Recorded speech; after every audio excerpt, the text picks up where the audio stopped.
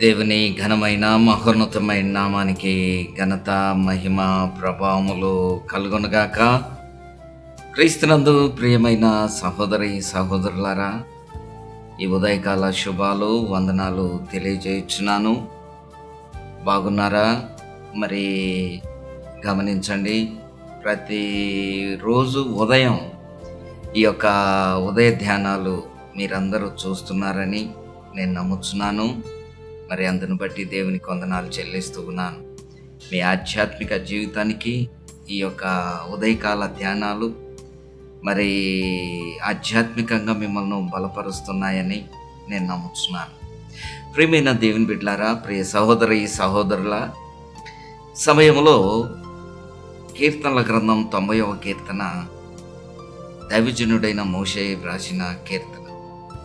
ఈ కీర్తనలో 8వ వచనములో, మా దోషములను నీవు నీ ఎదుట ఉంచుకొని ఉన్నావు, నీ ముఖకాంతిలో మా రహస్య పాపములు కనపడుచున్నవి అన్న మాటను మనం చూస్తాం. ఒకసారి బిల్లీ గ్రాహం గారు, ప్రపంచ సువార్థికుడు, దేవుని చేతిలో బహుబలంగా వాడబడిన గొప్ప దైవజనుడు, ఆయనను ఇంటర్వ్యూకి ఒక టీవీ ఛానల్ టైం అడిగిందట. అప్పుడు ఆయన ఇంటర్వ్యూ ఇవ్వటానికి ఇష్టపడ్డాడు.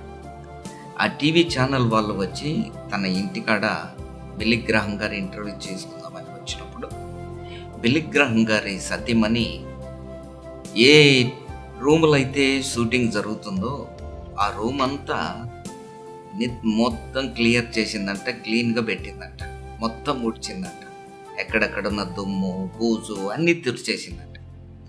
అయితే ఇంటర్వ్యూ వారు రానే వచ్చారు. కెమెరాకు ఫ్లడ్ లైట్స్ పెట్టారు. పెట్టినప్పుడు బిల్లీ గ్రాహం గారు కూర్చున్న చైర్ పైన ఒక చిన్న సాలెగూడు కనపడుతుందంట.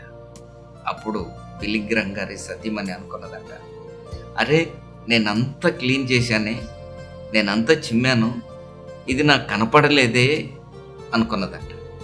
అంటే చిన్న లైట్లకు కనపడని ఆ సాలెగూడు పెద్ద ఫోకస్ లైట్లు వచ్చేసరికి ఆ సాలెగూడు కనపడింది. కొన్నిసార్లు మన ఆధ్యాత్మిక జీవితంలో కూడా కనిపించని పాపాలు కొన్ని ఉంటాయి. కొన్నిసార్లు ఆ కనిపించని పాపాలు, దానిని ఏమన్నారు అంటే అది సులువుగా చిక్కులు పెట్టు పాపము అని కూడా ఆ మాటను పరిశుద్ధ గ్రంథం తెలియజేస్తుంది. ప్రియమైన దేవుని బిడ్డలారా, కొన్నిసార్లు మన ఆధ్యాత్మిక జీవితంలో కొన్ని బలహీనతలు ఉంటాయి. ఈరోజు మానవుడు పాపాన్ని బలహీనతగా మాట్లాడుతూ ఉన్నాడు. ఏదైనా చెప్పవలసి వస్తే నాకు చిన్న బలహీనత ఉందండి అంటాడు. కనుక ప్రియమైన దేవుని బిడ్డలారా, మానవ జీవితంలో మనకు కనపడని కొన్ని పాపాలు ఉంటాయి. అవి మనకు కనపడవు. మనం ఎప్పుడైతే దేవుని సముఖంలోకి వెళ్తామో, ఎప్పుడైతే దేవుని సన్నిధిలోకి మనం వెళ్తామో, ఆయన యొక్క సన్నిధిలో మన నిజ జీవితం కనపడుతుంది, మన అంతరంగంలో ఉన్న పాపం కనపడుతుంది.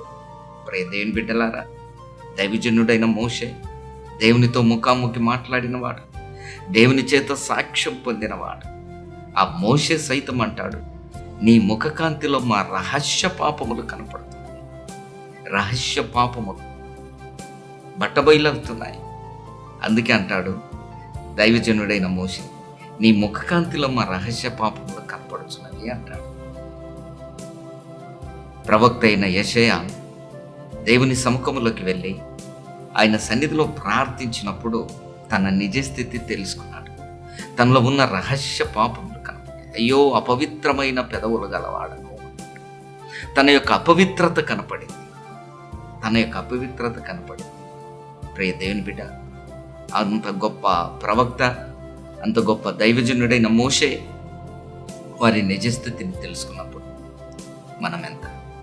ఈరోజు వర్తమానం వింటున్న ప్రియ సహోదరి సహోదరుడా, మన జీవితంలో మన కన్నులకు కనిపించని రహస్య పాపములు కొన్ని ఉంటాయి, బలహీనతలు కొన్ని ఉంటాయి.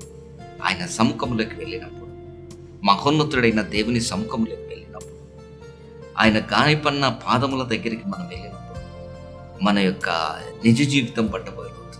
వాటిని విడిచిపెట్టి ఒప్పుకుంటే మనం ఆశీర్వదింపబడతాం, మనం దీవిస్తాం. కనుకనే నిత్యము ఆయన ముఖకాంతిలో మనం ఉండాలి. నిత్యము ఆయన వెలుగులో మనము నడిచిన ఎడల మన జీవితంలో చీకటి ఎంత మాత్రం ఉండదు. కనుక ఈరోజు ఉదయకాల సమయంలో వర్తమానం వింటున్న సహోదరుడా, సహోదరి, నీ యొక్క జీవితాన్ని ప్రభు సన్నిధిలో ఒప్పుకుంటావా? ఒప్పుకొని నీ పాపమును విడిచిపెడతావా? ఆయన సన్నిధిలో, ఆయన ముఖకాంతిలో నీ ఒకవేళ నీ రహస్య పాపంలో కనపడితే వాటిని విడిచిపెట్టినట్లయితే నీకు దీవించబడతావు. మహోన్నతుడైన దేవుడు నిన్ను క్షమిస్తాడు. అట్టి కృప దేవుడు నీకు అనుగ్రహించుగాక. ప్రార్థించండి. కృపగల తండ్రి, దయగల దేవ, నాయన దైవజనుడైన మోషే చెప్పినట్లు నీ ముఖకాంతిలో మా రహస్య పాపంలో కనపడుచున్నాను. అవును ప్రభువా, మా జీవితంలో కనిపించని బలహీనతలు కొన్ని ఉంటాయి. అవి మా జీవితంలో తండ్రి మాకు కనిపించు. నీ ముఖకాంతిలో, నీ వెలుగులో అవి కనపడతాయి. వాటిని విడిచిపెట్టే కృపను మాకు అనుగ్రహించు. యేసు నామమున అడుగుచున్నాను తండ్రి, ఆమేన్. God bless you. ప్రభు నిన్ను